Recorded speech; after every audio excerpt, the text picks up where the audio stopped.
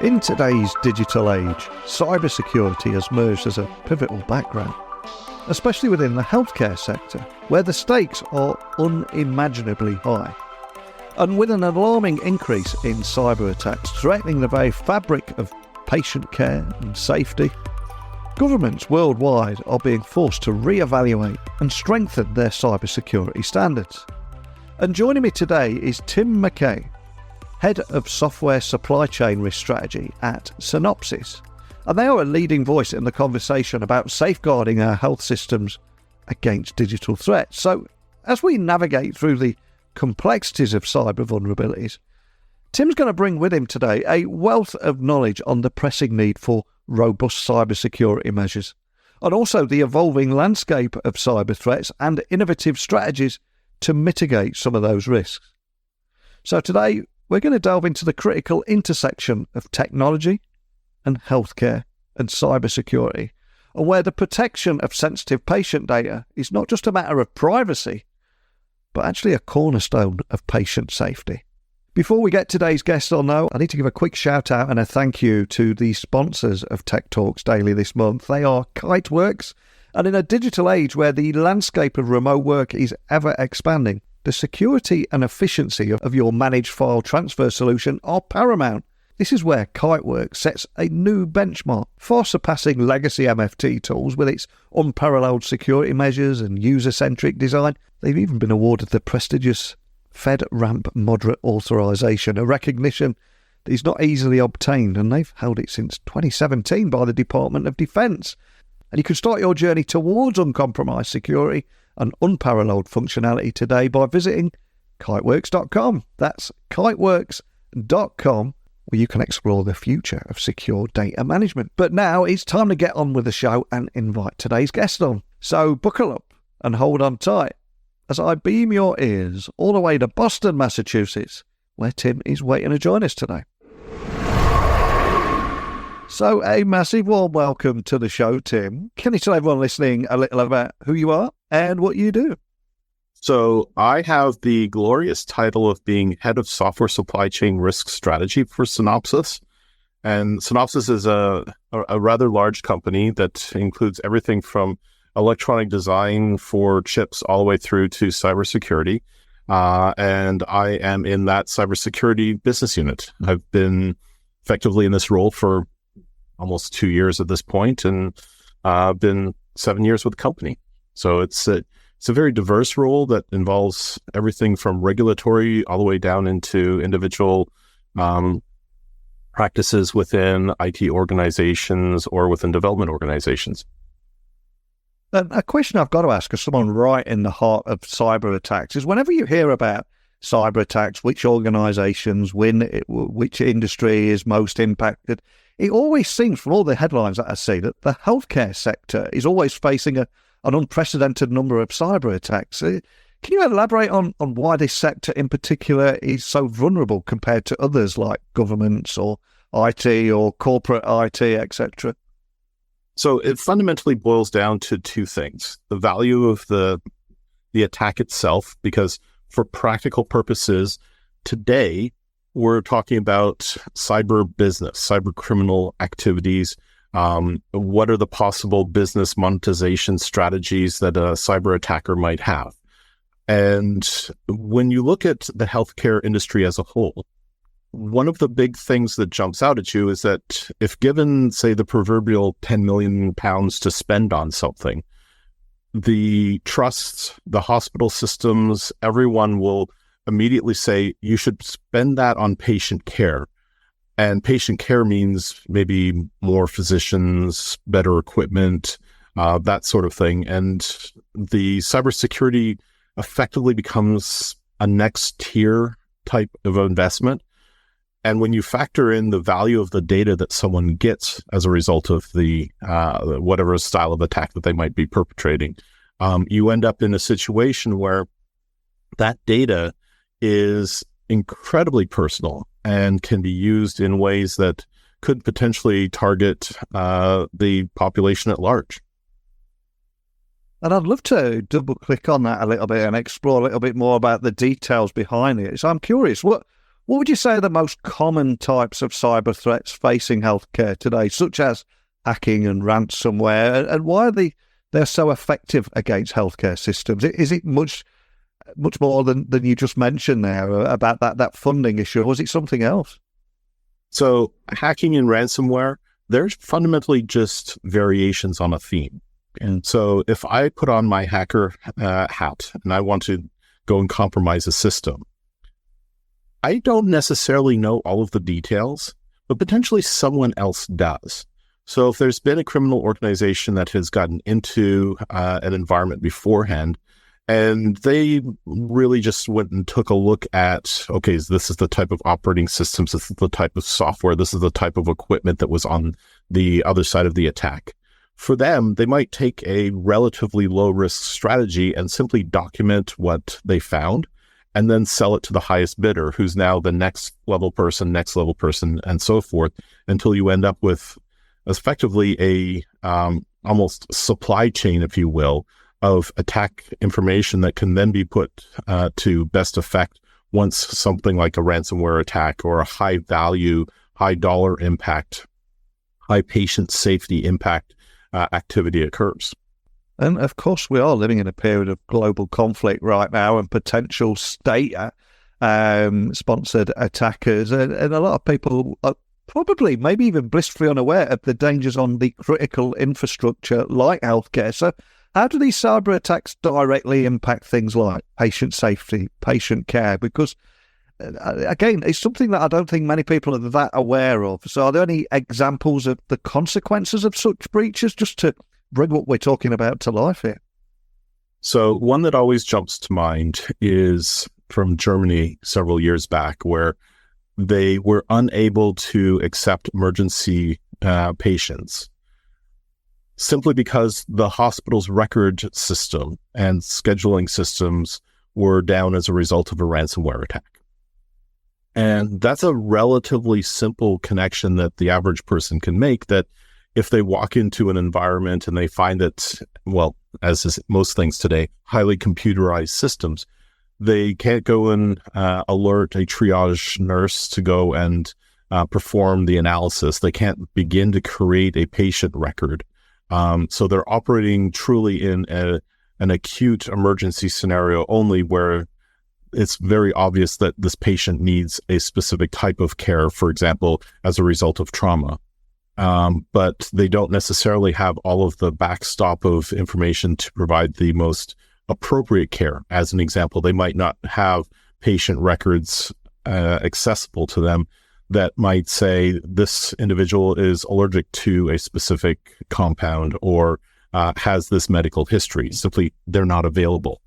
And that type of outage is really one of the first, let's call it forcing functions, that's led healthcare regulators, in the US, Europe, and elsewhere, to say, well, cybersecurity as a practice needs to be something that has a demand signal associated with it. That if healthcare systems aren't demanding that their systems that are being procured are effectively cyber resilient, then they end up in a situation where they might be procuring simply based off of cost.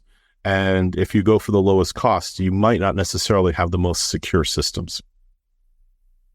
And the good news is, of course, in response to some of these threats that are increasing, some governments are now actively implementing new cybersecurity standards. But a question I've got to ask you is how adequate are these measures, and what more could be done to strengthen them, do you think? So I'll give an example from the US. In December of 2022, the US Congress amended the legislation that governs the US Food and Drug Administration.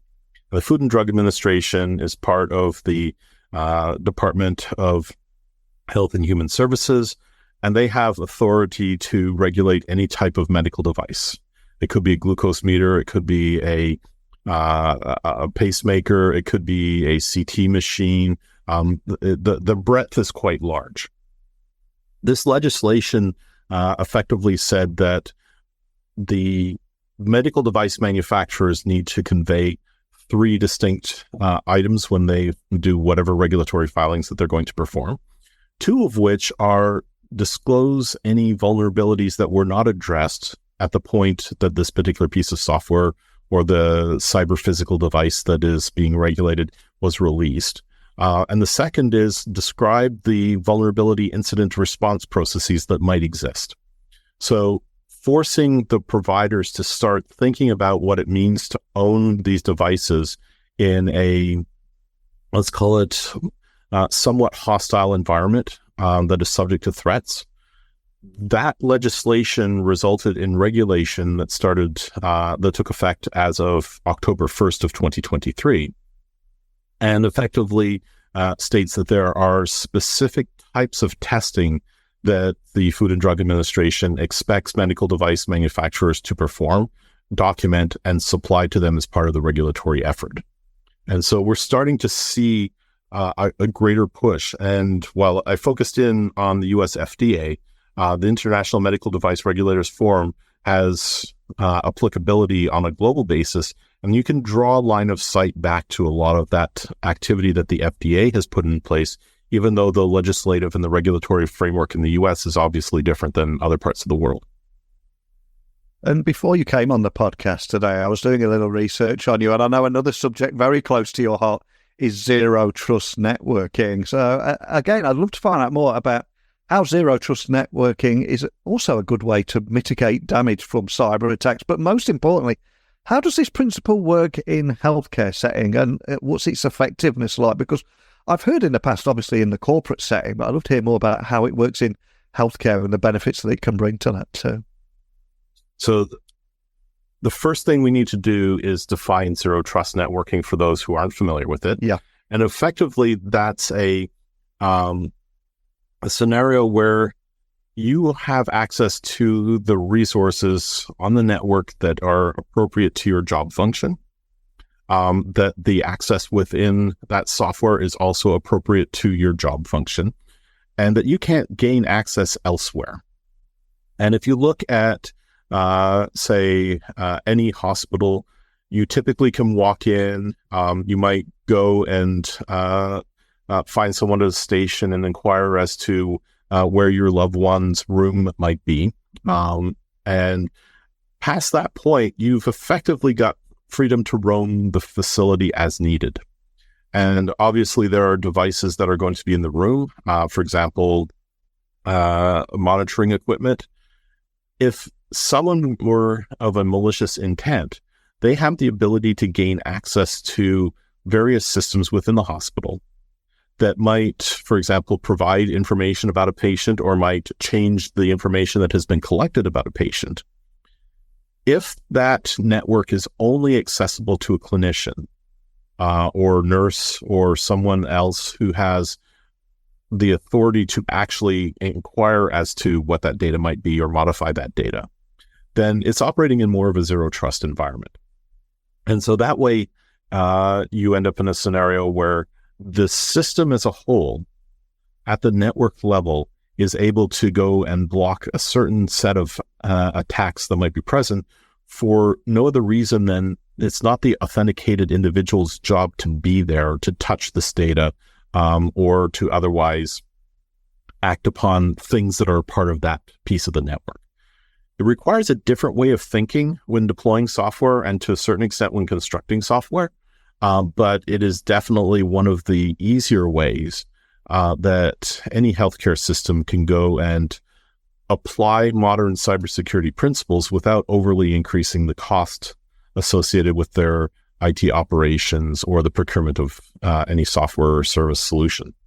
And looking at how cash-strapped healthcare is over here in the UK, and I suspect in many places around the world where people are listening, I would imagine that there's a huge dilemma, an incredible delicate balancing act between allocating resources for IT security, for example, versus patient care. So how can healthcare organisations find that balance that ensures both effective cybersecurity and high-quality patient care? A huge balance and very difficult, I would imagine.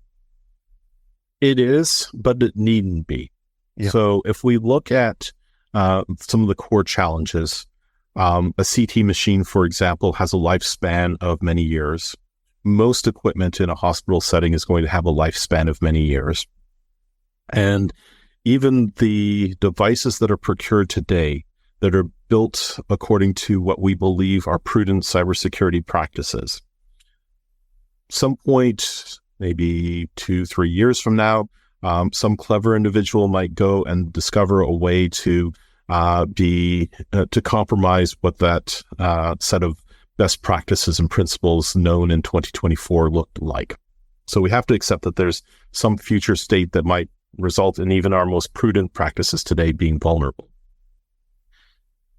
In order to best address that, what the procurement teams need to be thinking about is the type of demands that they're placing on their providers. So people have heard about things like secure by design, secure by default. We're now entering a phase where it's secure by demand. This piece of software, this service, this product is not acceptable in this environment unless it performs these cybersecurity functions or has these cybersecurity features, or that there is documentation that effectively says, here's how this software was developed. Within the software supply chain realm, we've seen quite a lot of activity around secure by demand, simply because unless there's an actual demand for a more secure or resilient or robust piece of software, the development teams will simply view that as an optional feature instead of a true requirement. And secure by demand sets that as a true requirement. And again, before you came on the podcast, I was reading that you're also an advocate for detailed cybersecurity reviews of potential vendors and also device manufacturers too. But what does that process involve, and how can it help in identifying and mitigating risk? Because again, it's so important to look beyond just your immediate IT, and it should be about the partners, etc. But what does this process look like? So fundamentally, it falls under the umbrella of what's known as threat modeling. Yeah. So where the software development organizations effectively almost fall flat is through their understanding of the types of risk that might be present in the deployed environment.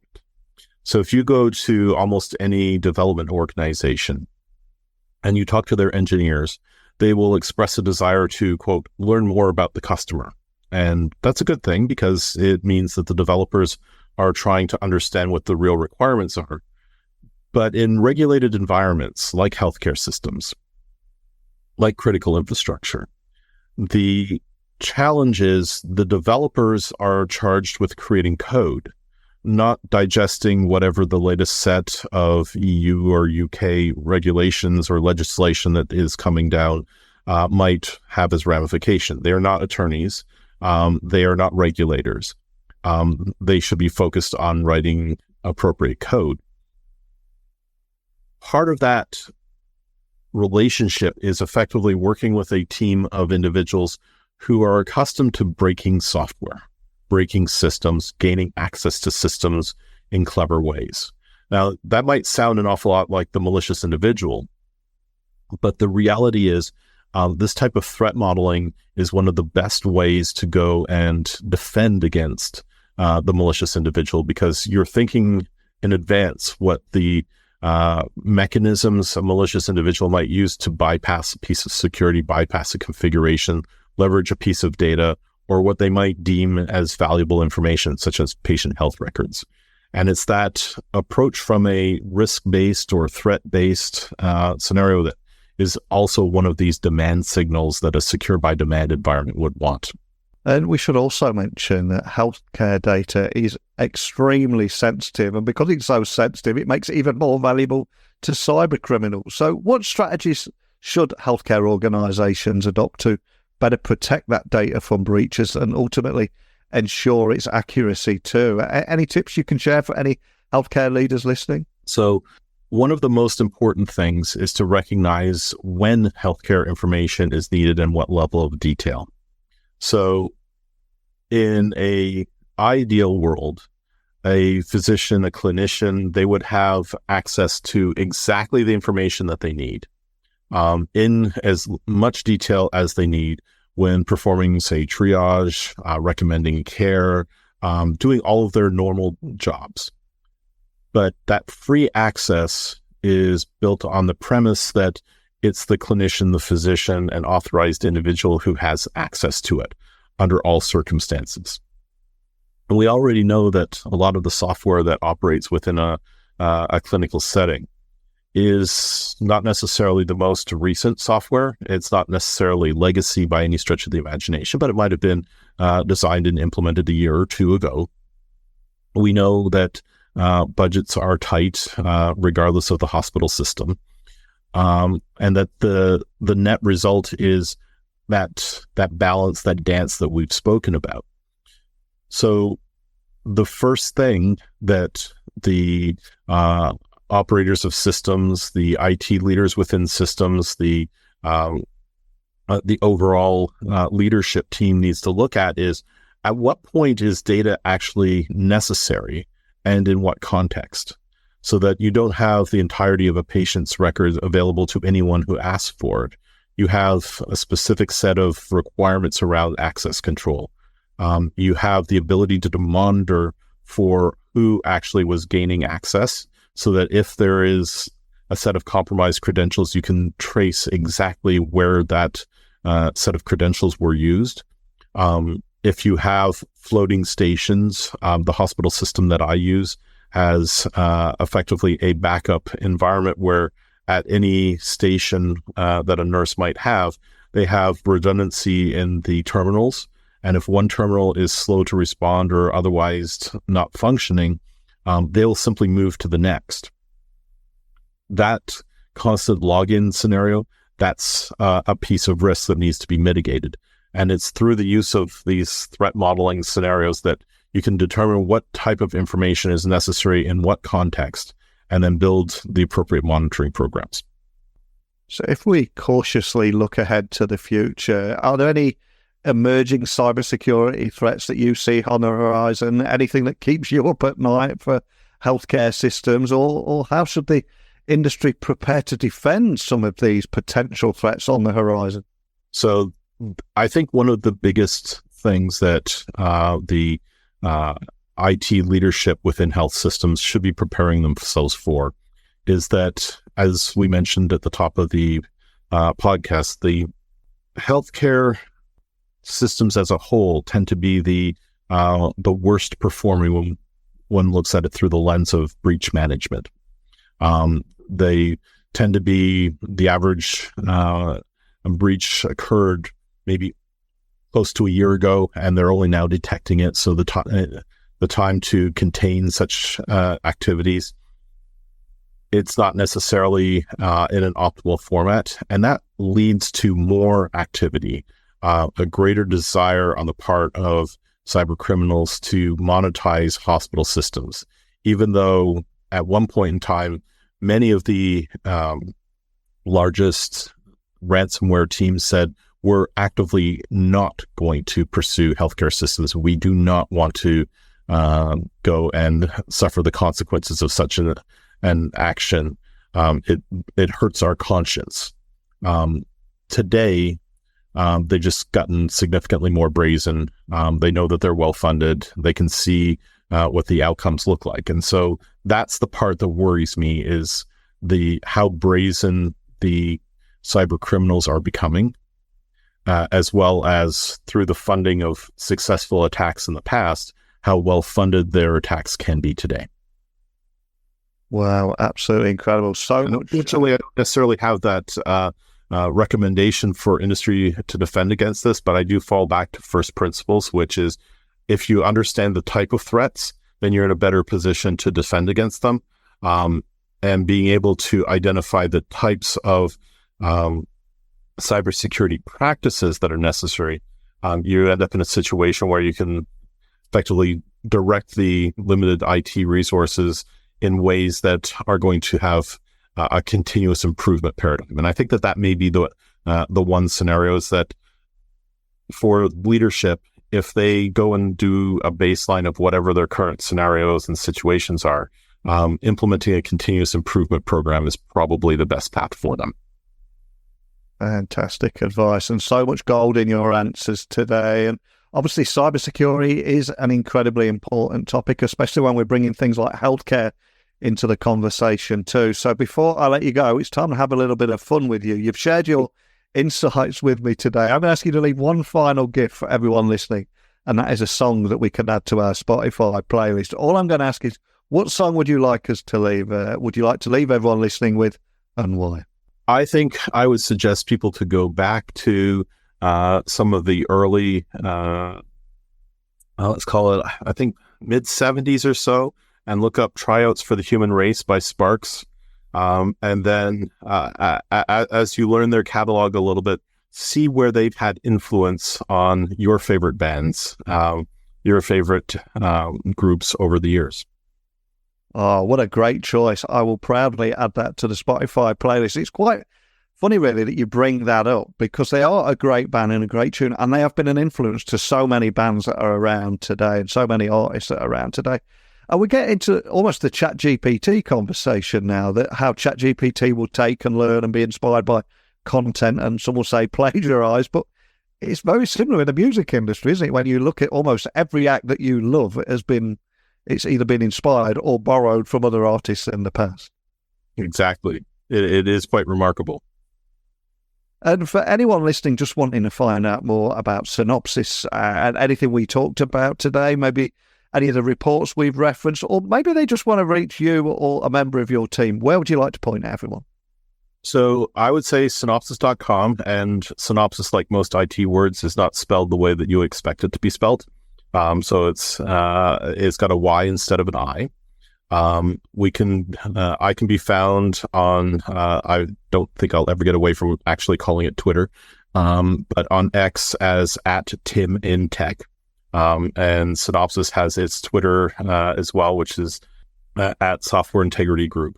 For the socials, that's the best place to find out. And if anyone actually has any questions, I'm happy to respond to them on the social. I'm completely with you on that, on the calling it Twitter, not X. I feel it almost dates me, like I'm getting old now and I've got to keep calling it Twitter forever, almost like the days where you recorded everything and you had to tape it, and you're the guy that still mentions that instead of just hitting record, But I'm completely with you. I'll get all the links added to the show notes so people can find you nice and easily. And we covered so much there, and I just love focusing in not on the corporate side today, but more the increase in cyber attacks on healthcare, how it's jeopardizing patient safety and prompting governments to publish new cybersecurity standards, and why it's not always enough. So much food for thought, and you even left us with a cracking tune by Sparks. But more than anything, just thanks for joining me today. Thank you. You're welcome. So having spoken with Tim there, I think it's clear that the battle against cyber threats in the healthcare sector is both complex and relentless. And today's discussion has shed light on the multifaceted challenges healthcare organisations face, from hacking and ransomware to the nuanced vulnerabilities within their supply chains. And Tim's expert insights remind us that while healthcare systems excel in patient care, it's the integration of stringent cybersecurity practices that is non-negotiable in safeguarding that very care. And the path forward, it calls for a collaborative effort, embracing zero-trust networking, rigorous cybersecurity reviews, and a proactive stance towards evolving threats. But before we part ways today, let's ponder on the role that each of us play in this ecosystem. How can we contribute to a more secure and resilient healthcare infrastructure? I'd love for you to share your thoughts if you're working in the heart of this space by emailing me, techblogwriter@outlook.com, Twitter, LinkedIn, Instagram, just @NeilCHughes. And together, let's try and navigate the future of healthcare cybersecurity and everything in between. But just a big thank you for listening as always, and until next time, don't be a stranger.